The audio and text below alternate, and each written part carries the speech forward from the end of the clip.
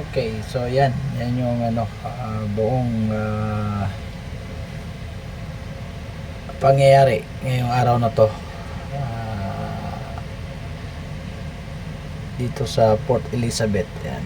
So ulan-ulan siya at hindi maganda talaga yung weather dahil dito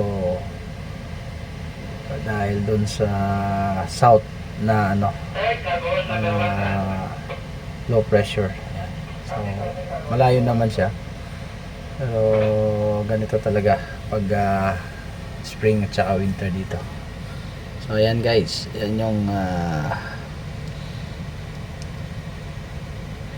pangyayari today sa ano, Port Elizabeth, loading of manganese ore.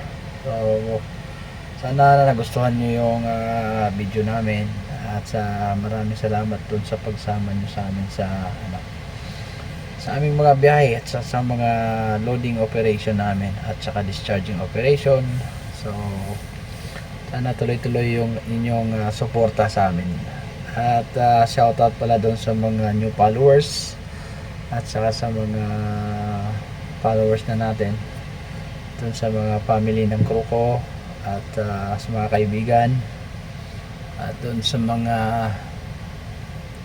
tropa na nandito ngayon sa Port Elizabeth. Yan, kung makikita nyo guys, papakita ko pala sa inyo yung ano, yung sea, ano nila, breakwater. Makikita nyo kumampas yung alon doon. So ganun doon malakas yung alon. Saka pag banda naman sa malayo, yan, makikita nyo malakas yung alon. Ayun yung ano. Okay, shoutout doon sa ano, TCMC family namin at mga kaibigan natin dyan, si Captain Brian, saka si ano, Chief Engineer De Leon, Dalao, Engineer Dalao at Chief Engineer Lanyas, Captain Busanya, Captain Castillo, at saka yung tropa. Yan, si Jeric, kaway-kaway. Kahit pagod, masaya pa rin, enjoy lang ang trabaho, si Jeric. So yan guys, yan yung buong pangyayari today. So sana nagustuhan nyo yung video namin at yung lugar na pinakita namin dito sa Port Elizabeth, South Africa, under the British colony. So God bless and ingat po kayo lagi at ganun din sa aming mga family.